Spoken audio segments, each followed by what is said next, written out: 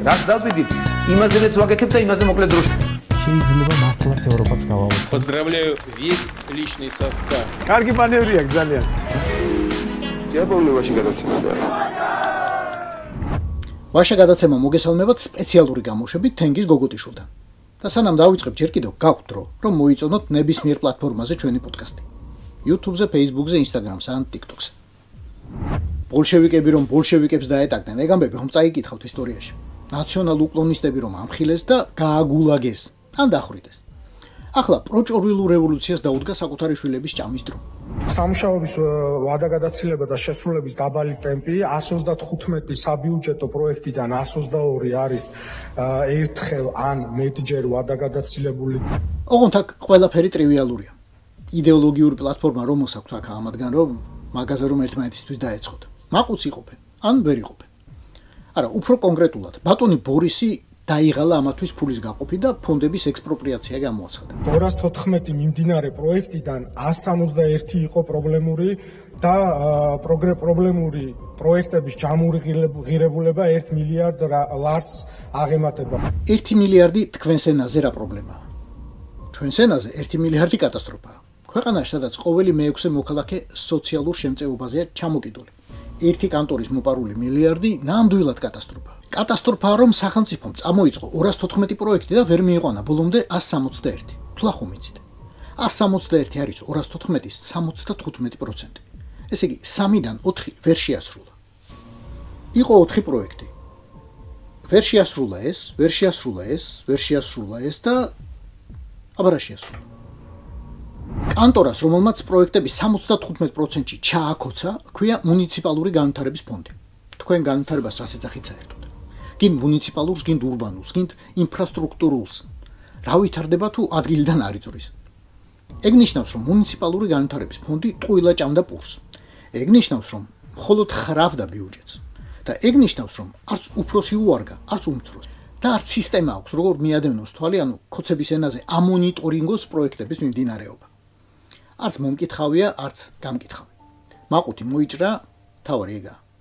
საერთაშორისო გამჭვირვალობის ძალიან ლმობიერი ანგარიშით ბოლო 10 წელიწადში ქოცებმა შეჭამეს 5 მილიარდი ლარი. ლმობიერი იმიტომ, რომ ამ თანხას წყალი არ გაუვა. 1000-ჯერ შემოწმებული, 10,000-ჯერ გადამოწმებულია. 5 მილიარდი. ჩვენი ფული. და რა ქნა პროჭორვილელმა? იმის ნაცვლად, რომ დაეწყო ამის განხილვა, ეყვირა ეგ როგორ მკადრეო გაქცეულიყო სასამართლოში და მოითხოვა ცილისწამებელი სამოქალაქო ორგანიზაციისგან პასუხი ან აკრძალვა, სულ გაჩვდა. არ შეემჩნია თავისი სამკუთხედი ჭკუით. იმის იმედით, რომ სამოქალაქო ორგანიზაციებს არავინ უსმენს. სამაგეროდ ყველა usmens ნინო წილოსანს, ყველაზე არაკორუმპირებულ პროჭორვილს, რომელსაც პროჭორვილურმა სასამართლომ ახალმონათლული ბავშვი სრულიად ჩამორეცხა 64 მილიონიანი სახელმწიფო ქონების მითვისების ბრალდება. მასაც და მის ოჯახსაც. თქვენ რომ კორუფცია და სტრატეგიული საწარმოს მითვისება გეგონათ, ეგ ქვეყნის აღშენებულობა და ბიზნესის აყვავებაა. ასე თქვა სასამართლომ და ჩვენ რა უფლება გვაქვს რომ ეჭვი შევიტანოთ. თანაც მაგის მერე ქალბატონი ნინო დააწინაურა და დააწინაურა ბატონმა ბორისმა. აგერ თავისი პარლამენტის თუ რაღაცის ვიცე-სპიკერად დანიშნა. და ბატონი ბორისი კორუმპირებულს ხომ არ დააწინაურებდა? სად ყავს ბატონ ბორის კორუმპირებულები გარემოცვაში საერთოდ? ხო, არ ყავს, მაგრამ აბა იმ მინისტრად წოდებულმა ცოხაძემ რაღა დათვალა. ბიუჯეტის ფული დაიხარჯა და საქმე არ გაკეთდაო. ეგ ვინქნა. მოდი მაგ რიცხვებში ჩავიხედოთ.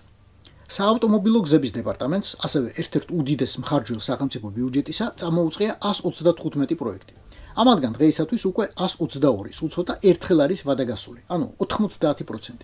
ვინმე მეგზევე, ინჟინერი, პრარაბი ხომ ყავთ ნაცნობი. კითხეთ და გიპასუხებთ, რომ ვადის გადაცილება ნიშნავს არა მხოლოდ ხიდის ან გვირაბის ან გზის უფრო გვიან დასრულებას, არამედ ხარჯების ზრდას, რადგან წესით ყოველ ჯერზე თავიდან ხდება ჩასატარებელი ყველა ინსპექცია, შემოწმება, კომისია.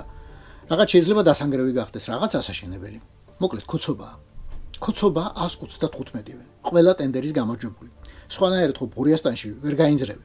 ხო და მე ყველაზე მეტად მაინტერესებს ამ ნაკლული ფულიდან რამდენი წავიდა ამ არჩევნებზე და რამდენი წინაზე.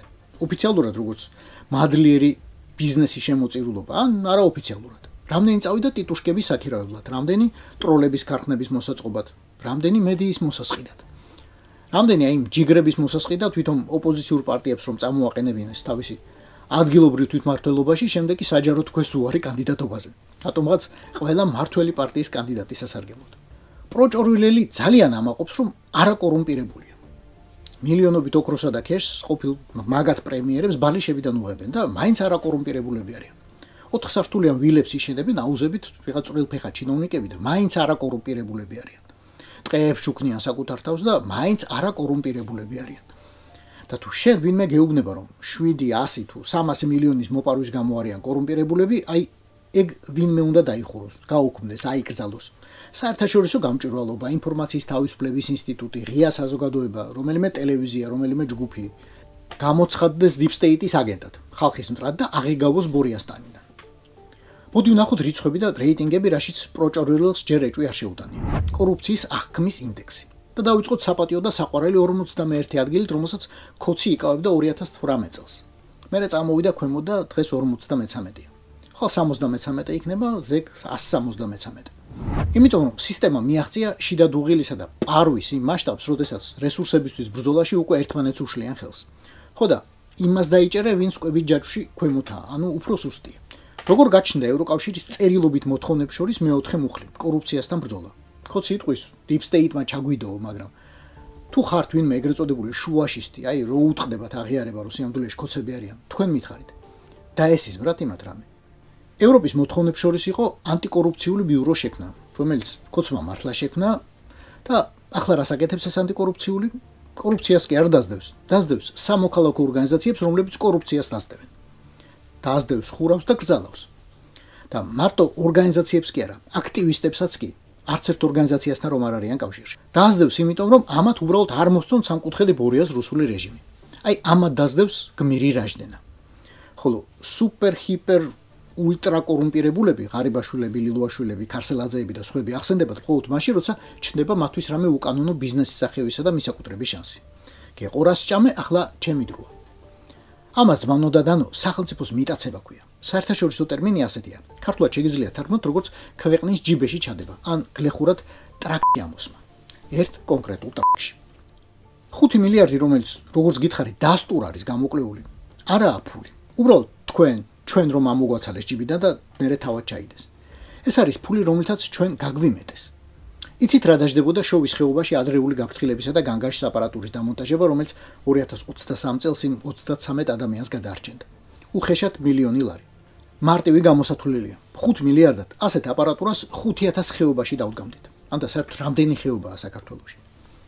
5 მილიარდად ვიყიდით 200 სუპერთანამედროვე სამაშველო ვერტფრენს. ყველა ამინჩი დღეღამის ნებისმიერ მონაკვეთში მომუშავესა და აღჭურვილ სამედიცინო აპარატურით ადამიანების გადასარჩენად. და განა რამდენი ასეთი ვერტფრენი სჭირდება პატარა საქართველოს. ბოლოს და ბოლოს მაგ 5 მილიარდად ვიყიდით 20 ცალ F-35-ს და ჯერ კიდევ გაღვიძებამდე გავაქრობდით რუსის ხსენებას მძინარე ცხინვალშისა და გუდაუთაშიც. მაგრამ არა. ეს ფული დაილექა ბორიას ჯიბეში. ბორიას კი მრავალი ჯიბი აქვს, რომ იცოდეთ. ხატაკიშვილის ჯიბეც მისია და ფარცხალაძე რომანოვისაც. ამიტომ ვერც გამანადგურებლები ვიყიდეთ, ვერც გემები, ვერც რაკეტები, ვერც ვერტფრენები, ვერც ნაგვის გადამამუშავებელი ქარხნები, ვერც კლინიკები, რეანიმობილები, ვერც განგაშის აპარატურა ბუნებრივი კატასტროფების დროს ბავშვების გადასარჩენად. ვერაფერი. სამაგეროდ კარგად გავაძღეთ ეს უწიგნური, უპრინციპო, უსინდისო და ურეზბო მიმხედრი მიხვდება, რასაც ნიშნავს არარაობები. დღეს პროჭორილურ კაბინეტში სულ 13 სამინისტროა. იანვრამდე, ანუ ახლა გამომზეურებული გამომძიების პერიოდში 12 იყო. რაც საჯაროდ ვიცით, რასაც ქეკავენ, ამ 12-დან 5 თავდაცვა, ეკონომიკა, ინფრასტრუქტურა, გარემოს დაცვა და შინაგან საქმეთა სამინისტრო პლუს სუსი, რომელსაც სამინისტრო სტატუსი არ აქვს, მაგრამ კი იცით რა გავლენაც აქვს, ესენი თურმე კორუფციაში ჩაძირულან, ჩამხრჩვალან, დაწყებული მინისტრებით. ოღონდ 13 წელი ამაზე კრინტის დაძვრას ვერ გაბედავდი. ეგრევე შენხდებოდი მოსყიდული იმპერიალიზმის აგენტი, Deep State-ის ემისარი და სამშობლოს გამყიდველი.